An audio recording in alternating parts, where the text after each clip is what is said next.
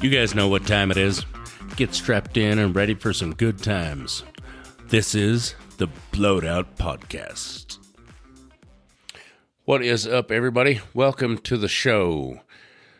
We are back from hill climbing, and this is episode 82. If that somehow makes sense to anyone. Sorry for our little hiatus, but the Super Bowl had to go on, and now we have made it through. And I would like to be the first one to go global and say that it was a ginormous success. And I have tons of people to thank. We certainly couldn't have done it without each and every one of you.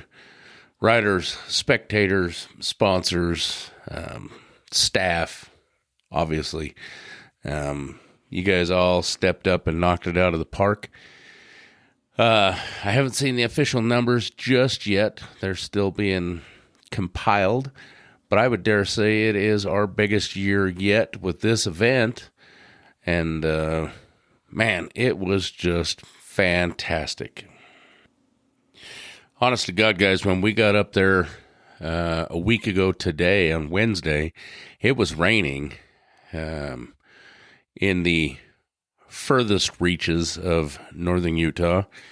And I was a bit worried that we were going to end up with a mudder, which we have not had in a long time. I couldn't even tell you the last time. But once again, man, somebody looks down upon all our hard work and months of preparation, because Thursday, Friday, and Saturday were simply gorgeous. I got power fried. I've already started peeling. I got so burnt. And that was after layer upon layer of sunscreen and dirt. I like to mix them up real good. I feel that they're more effective that way. But like I said, if you happen to have the pleasure of being there, I hope that you guys enjoyed it as much as we did, because it was just fantastic. I know I keep saying that, but it's what I do. You guys know this by now. Perfect weather. Somewhere right around 70 and just bluebird. Like I said, just couldn't have asked for better conditions. Again, huge thank you to everyone involved, all the sponsors. I couldn't even begin to rattle them all off. And for the most part, you guys don't necessarily care. But a big shout out to SS Cycle Brokers, the fielding EMT guys. We even had to have an ambulance up on the hill once or twice. Nothing bad. Everybody made it out okay. Had some really stellar runs. Even had a bunch of legends in the house that brought out some old big irons. Can't thank them enough. Again, a personal thank you to all the staff and planning team from the bottom of my heart. We couldn't have done it without you guys. Maddie and I couldn't have done it alone. So big love to everyone involved. We almost made it unscathed. We were on our trip back down to the Dirty O here, and was pulling a hill coming, like I said, back south, still way up pushing Idaho. And the girl child and I were in the old Nissan, just pissed because we're pushing air. Was supposed to have airbags back in February, but we won't go into the story as to why that didn't happen. But I can tell you it involves money, and I can tell you that you could probably guess where that money had to go. But nonetheless, it was pissed off. We were pulling a grade, and it had kicked down real hard, pulling that hill just to try and push all that air and keep momentum going. at about 4,200 RPM and about 62.5 miles an hour. It was pissed. But something happened, and something went off like a bomb. And I know that if someone happened to be looking over just at the right time on the opposite side of the freeway, they would have seen a fireball. Unfortunately, I am very intimate with what it sounds like to be inside of a fireball, and that was absolutely the sound. So, I thought for sure, guys, I thought for sure I had keyholed the motor. I thought, oh, son of a bitch. Well, that's that. Like I said, it was just screaming, and then boom. I mean, like Hiroshima. And I thought, oh my God, that's it. Well, I'm screwed. I am done. We just blew the whole bottom end of the motor apart.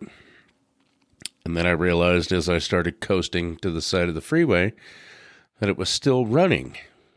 I thought, oh, well, that's weird. If it just blew all of its guts all over the freeway, it would certainly not still be running. I thought, okay, well, maybe I blew the trans clean out of it. But, again, still moving under power, just really loud. And I thought, oh, well, okay. I must have blown the exhaust clean off. Sure as shit, guys. I crawled under there. A couple of us crawled under there, and oh my God. Guys, I've been twisting wrenches, at least in some form. I'm not professionally necessarily or anything else, but literally since I was single digits. I was probably 7 or 8 years old when my stepdad started teaching me how to work on, snowmobiles and dirt bikes and lawnmowers, and then small block Chevys. And I know I didn't say it proper, but like I said, twisting wrenches in some capacity for at least the last 40 years. I have never seen anything like this, guys. This muffler blew up with like a bomb. That's all. That's the only way I can put it. In fact, I'll put pictures of it up, or a picture of it up, after it was cut out on Monday to replace. I'll put a picture up on the Blowed Out Podcast Facebook page so you guys can see it. I have never seen anything like this. The only thing I can figure is that it was somehow maybe had come apart inside and was plugged. Something was partially plugged. And on the way up on Wednesday, pulling the camper, I heard it. I heard something that just wasn't quite right. It has a distinct sound when your exhaust is restricted or plugged. I mean, obviously, I was already on the road. I was out of town. There was nothing I could do about it at that point other than take note and go, hey, it's really pissed. I think my exhaust is partially plugged. But so what I assume is that it was more plugged than expected or what I thought. And at 4,000 RPM, all those gases and everything just built up in there and had nowhere to go. And then it was so hot and so pissed that it lit those gases off. And it just, like I said, it went off and reminded me 1,000% of when I blew up out at the Salt Flats. It scared the shit out of all of us. Could have been worse. It melted the AC lines, the rear AC lines, and some other stuff, and luckily it didn't catch fire, and we were able to nurse it home. But man, I'll tell you what, that was something, and I don't recommend it to anybody, obviously, but like I said, we made it home in one piece, and down some exhaust work and some AC lines, so that's going to have to be fixed and figured all out. But like I said, definitely could have been worse. We could have burnt right to the ground on the side of the freeway. So I'm happy for that. So other than that and some bumps and bruises, we all made it out unscathed. And like I said, I couldn't have asked for a better event. It really went over fantastic. Minimal drama. I mean, there's always going to be some. You guys know when you get a crowd of, let's say 1,000 or, give or take folks and racers and everything else, somebody's always going to have some sort of gripe or out in the sun all day, somebody's going to get a little testy. But like I said, very minimal drama, way better than a lot of years. So I got no bitches at all there. Like I said, overall, just couldn't have asked for anything more. I would like to still have some of that money in my pocket that I spent on said event, but that's just racing, right? Like I said, I'm not entirely certain what we keep doing.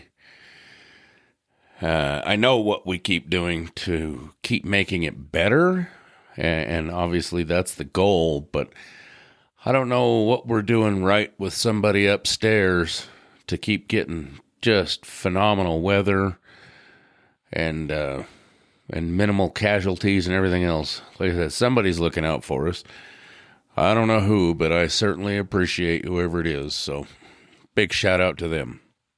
Anyhow, the other beauty, now that I'm back and trying to get all caught up and my body's pretty shredded, I feel like I sound a little off. I'm still fairly exhausted. I can't tell if I'm trying to skirt the edge of getting sick or if maybe it's just some dumbass allergies or something, but I feel like I sound off, so I hope it's not terrible. But the one thing that I realized today, heading home from work to come and sit down and do this, is that for 5 days, I didn't give a fat rat's ass about Iran or California or the Strait of Hormuz or any of that crap. And I couldn't be happier about that. I'm scrolling through everything now thinking, well, that happened and I didn't even realize it. Man, I've said it before, you guys have got to get to the mountains or get somewhere out of cell reception or out of internet and just leave that dirtbag phone pewter in your cup holder or somewhere and don't even look at it. And it's the greatest thing ever. Like I said, I spent 5 days and literally couldn't have gave a shit other than the fact that we had to go down a few times to fill up more gas cans, because that's one of those things. Let's see, I figured this out the other day. I put damn near 40 miles on just one of my 3 bikes over the course of those days, and that was just me and just my bikes. So I would say collectively, between just the staff and just running back and forth and making it all happen and going to the top of the hill and running back, again, just running like chickens with their heads cut off, because for some reason that's a vacation to us. I would say collectively we probably had 350 miles just on staff bikes and just in those 5 days. Wild the effort that goes into it. But you just have to see it to believe it. And again, I hope you were able to make it out. If not, check YouTube, check the Blowed Out page. We'll have stuff up everywhere. It's definitely worth having a look. And again, hope anyone that was able to make it out or at least watches the videos and looks at the pictures and the footage, at least enjoys it at least half as much as we do doing it. So anyhow, I can shut up about that now until I don't know, just after New Year's next year. So there you go. At least that event, you guys won't have to hear about it for at least a handful of months now. So thanks for listening to that part. Hope at least some of it transmits vicariously. Anywho, interestingly enough, once I do get back, I see all this junk. Apparently now there's a Epstein suicide note that's been released. And if you think that's legit, well, then I have some amazing oceanfront property for you. It's right up on the border of Utah and Idaho. The beach views are amazing. Guys, you can't believe. Literally walk right into the ocean. It's amazing. I can't. I was going to try and keep going, but I can't. We all know that even if they did release that, even if it was in a cell, it was written by Hillary Clinton or someone that probably works for that mafia. So that's fun. And also fake, and who gives a shit? But, what is it? Marco Rubio, I think, is that who it is? Filling in for Caroline Leavitt because she's out on Papa Baby leave. I don't know.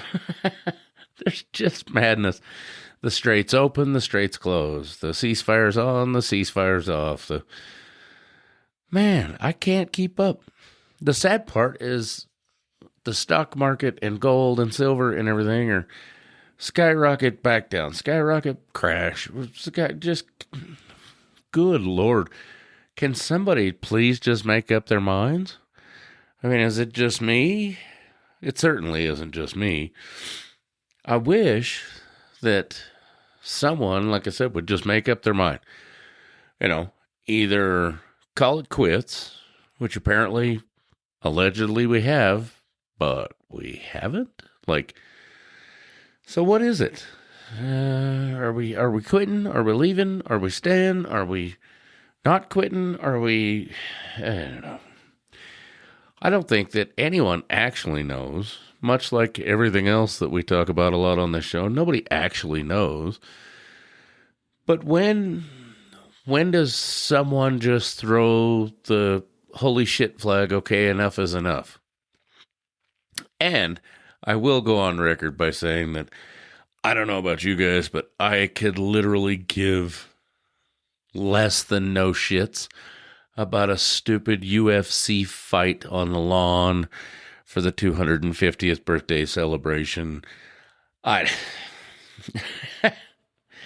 get it. Promotions, this and that, sponsorships. Look at me, I'm doing cool stuff. Okay, I get that. But good Lord, who cares? I know I'm in the minority on cage fighting. I'll watch it if it's on. I'm not going to pay for it. I don't necessarily care to watch. Like I said, it's kind of like foosball for me. I'll watch it and go, oh, that was a good play, or damn, that was a sweet kick.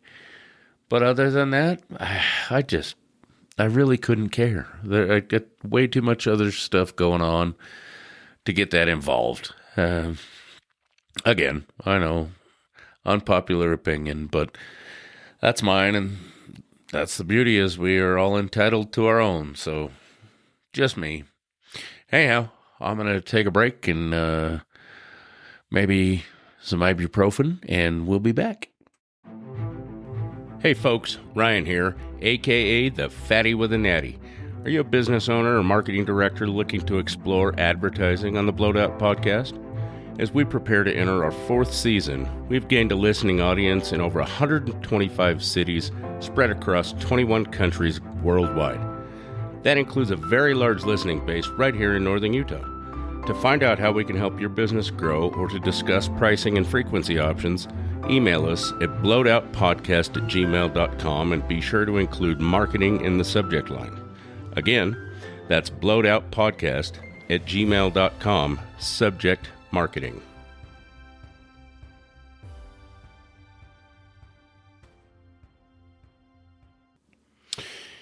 You know what I can be marked safe from? And it's kind of mildly terrifying, is getting hantavirus on my cruise. What in the hell is going on there, guys? I don't know about y'all, but that's really would be, I don't know, reason 3,462 why I don't think I ever want to go on a cruise is somehow I ingested aerosolized, yeah, deer mouse urine or feces. What? You can't make this shit up. Now, granted, yes, I already went down the rabbit hole for you.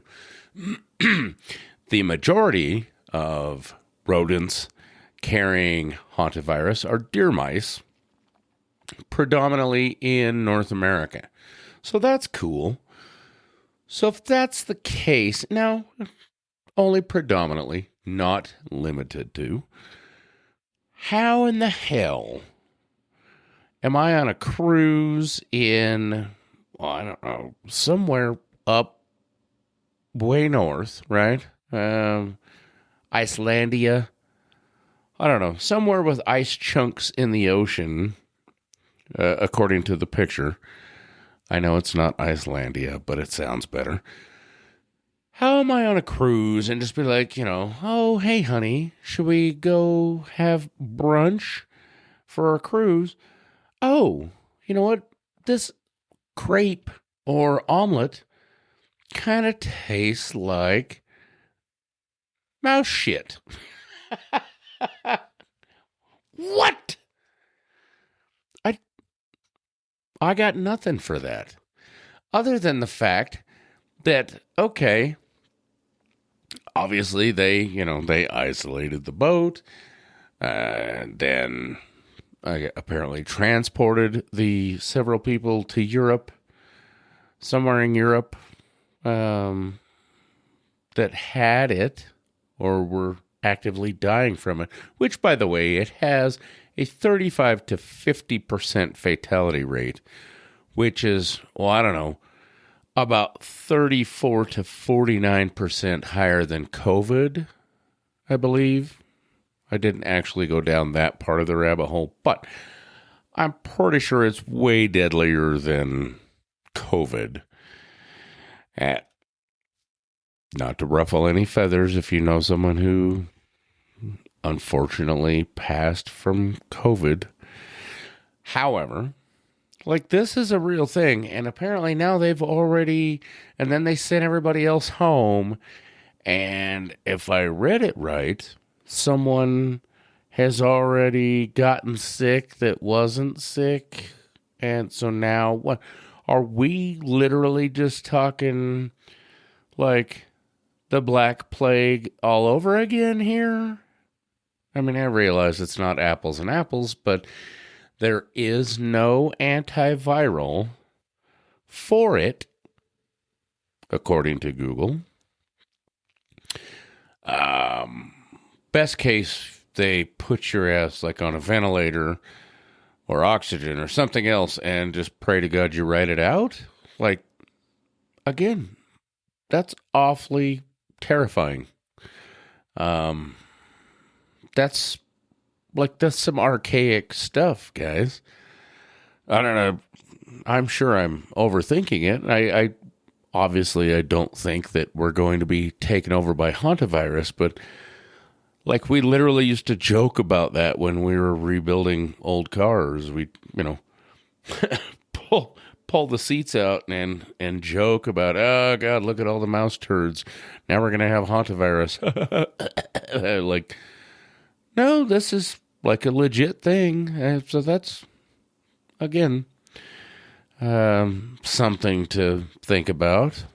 I also like that the last major outbreak was, well, I don't know, within 350 miles of where I'm sitting in the Four Corners area. So Yeah, it's kind of super cool. Wish I would have never Googled that.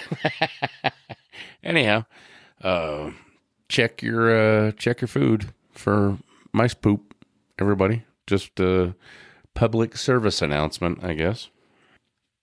Now, in all fairness, it did say that the common house mouse, I don't like the way that sounds, but the common, like, house mice or rats typically almost never, but not never, don't carry it. Predominantly deer mice and a white-footed rat and a rice rat, I think is what it said. I don't know. Apparently, you're 99% unlikely to get it from just a dirtbag gray mouse. But again, sounds kind of like a condom at this point. Like, yeah, you can wear one and it should work, but it doesn't always. So guess what I would rather just do? I would rather just not eat mouse poop or spray mouse urine anywhere in my vicinity just to be safe, regardless of what kind of mouse it is. I don't know about you guys, but that's what I'm sticking with. You know, interestingly enough, one time when I was in high school, later years in high school, maybe not, let's call it middle, I was walking, so I'll assume 10th grade, before I started daily driving my stepdad's truck to school prior to myself having a license, because I was kind of a big deal when I was taking all the hot chicks home from driver's ed in my truck. Anyhow, we were going to get some pizza sticks. Anybody that's from Ogden knows about Pizza Runner. Pizza Runner had the best sticks on the planet, hands down. There just is no comparison. And they were like $3 for a bag of sticks and a thing of sauce. And it was just, hell, it was literally, I don't know, a block from school. It wasn't even a block. It was across the street kitty corner from the end of the football field. However, we were walking down there, what I assume, as near as I can recall, to get a bag of sticks and sauce one day. And there was this little brown and white mouse running down the sidewalk. And I reached down and I picked him up and I put him in my pocket and took him home and named him Merlin. And I kept that little bastard. I went and got me one of those goofy little cages with the wheel and the water bottle and all that stuff. And I kept Merlin. I had him for a couple of years until he decided to chew a hole in the side of himself. And once upon a time, I had figured out what causes that or whatever. But anyhow, I just carried this dude around in my pocket like a weirdo for a while. And then after he started trying to chew a hole in the side of himself. Now, mind you, my mother knew nothing of this the whole time I had him for probably, I don't know, a year or two, I would assume after that. I can't recall now. That's been a long time ago.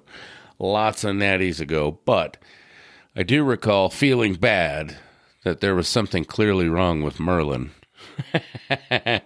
So I decided I was going to euthanize him, to put him out of his misery.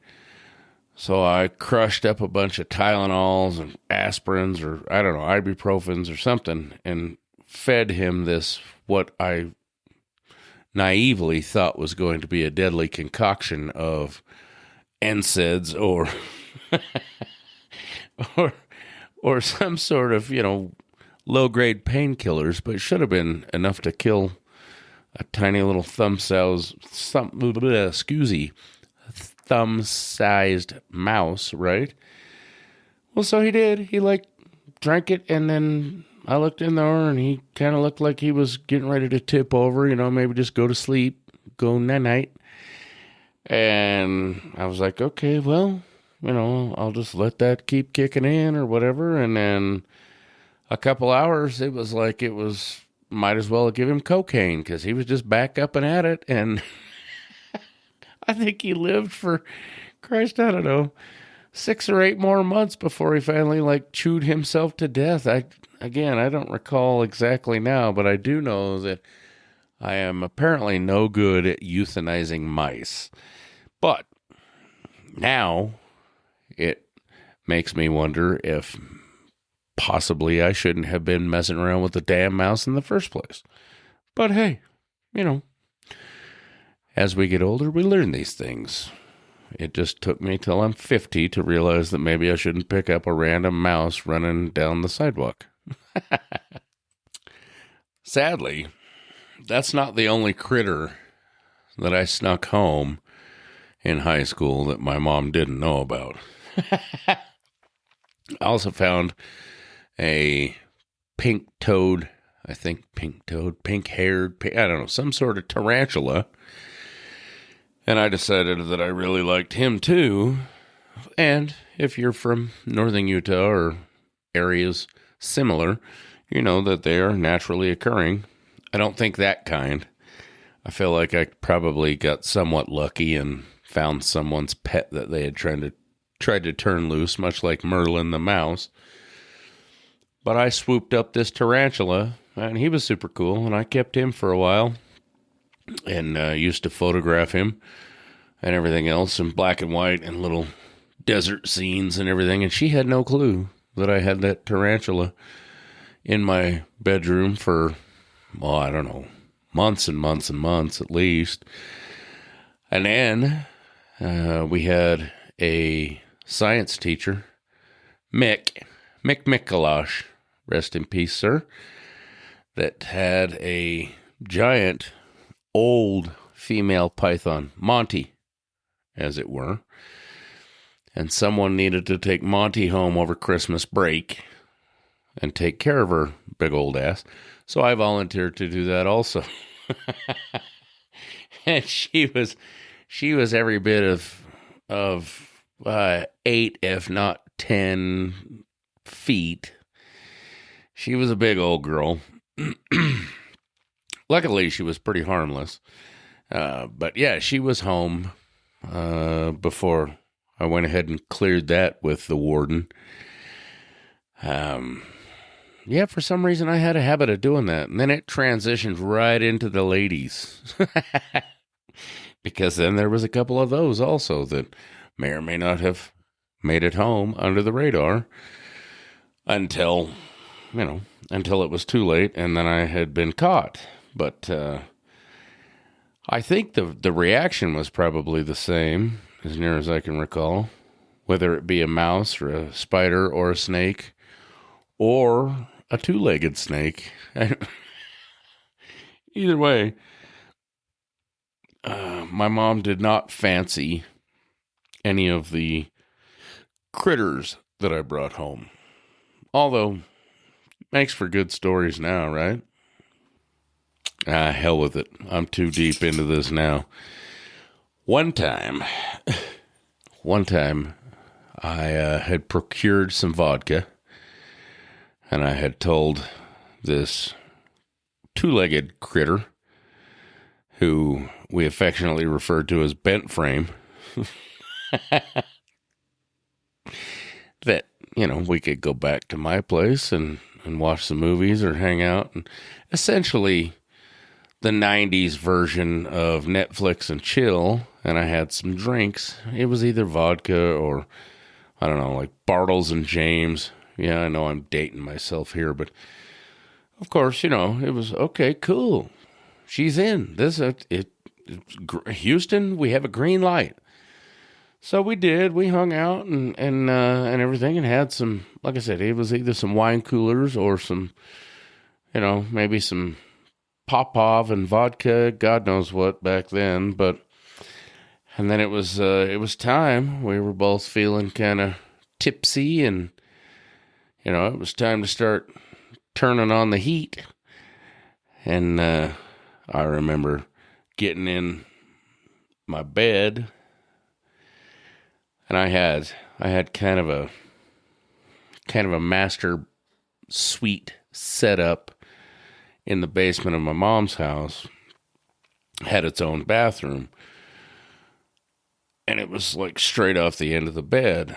And I remember at some point, we had started kind of making out, and it was, like I said, as a teenager, we were headed in the right direction. It was go for gold. And I remember her saying, "I think I'm going to puke." And in my head, I thought, shit, I got white carpet. And don't you dare puke in my bed. So in the pitch black, I remember like pushing her off the end of the bed and then shoving her straight towards what should have been the door to the bathroom in the darkness. But I feel like maybe she put her arms out or something. Maybe flailed a little bit, because the bathroom light did not come on, and then the immediate sounds of throwing up started happening. And I remember just sitting there in the darkness thinking, oh, God, are you kidding me? You couldn't even make it to the bathroom. And she threw up what appeared to be gas station burritos all over that white carpet. And I spent the next several days paying for that. And then, as near as I can recall, we never spoke again after that. I don't know why I felt the need to go into that story, but somehow it reminded me all the other critters and my mom's dislike of them reminded me of that story. So there you have it. I spent several days trying to get that taken care of and somehow repent for what I hadn't actually done other than bring her ass home without asking. Anyhow, good times. Everybody likes a good story, right? The sad part is I honestly couldn't tell you her real name. It's probably for the best, if we're being honest, but I have an idea, and I'll just keep it to myself. But man, those were wild times. But that was also, 30 plus years ago. I mean, good Lord. But it's fine and fun to drum up those memories, and hopefully you guys have enjoyed it. And, I enjoyed it back then. It's been fun to relive it. I don't care to do it again, but again, it's always makes for a good story. Anyhow, guys, I think I've rattled down long enough. Again, apologies for the hiatus to get the hill climbs out of the way. There's more to come. And at the moment, we're just in talks and deliberations. So you probably won't hear too much about it other than reminiscing. But, hope you guys have enjoyed the show. Hope everybody's doing well. I wouldn't run out. Might not be an awful time to buy gold. Although everything is so volatile right now. If you don't already have any, I don't know that I would recommend buying any. Might not be a bad time to sell some if you're in a pinch. Honestly, I would just hunker down on everything. Stocks and gold and silver. I've got some silver that I was toying with the idea, and it's way up, don't get me wrong, but it's not going to stop. If you're in a position to hold on, just hold on. I think a lot of things are going to change, even with weed stocks. I think you'll see weed stocks start to do a bunch of fun stuff now. Ooh, and the vape thing. Apparently they're going to overturn the flavored vape thing, so that's coming around. Honestly, I feel like you guys know at this point you probably shouldn't take any financial advice from me, but I do lay awake oftentimes thinking about all this shit. So it's not blind guesses necessarily. Not necessarily educated, but at least pre-thought out. So I'll just give you the caveat of, I'm no expert, but you guys already know that. Anyhow, hope everyone's doing good. I definitely would still say everyone keep your heads on swivels. I don't think we're anywhere near out of the woods as far as the craziness yet. I hope maybe, best case we're going to plateau, but that will remain to be seen. Anyhow, until next time, guys, we'll leave it at this, and we'll talk to you again next week. You guys know the drill. If you would like to get at me for advertising or questions or comments or any of that stuff, blowedoutpodcast@gmail.com, or on any of the social medias. Tell a friend, tell everybody. Try and be good to one another, and I appreciate and love y'all, and we'll talk to you real soon. Okay? Cheers!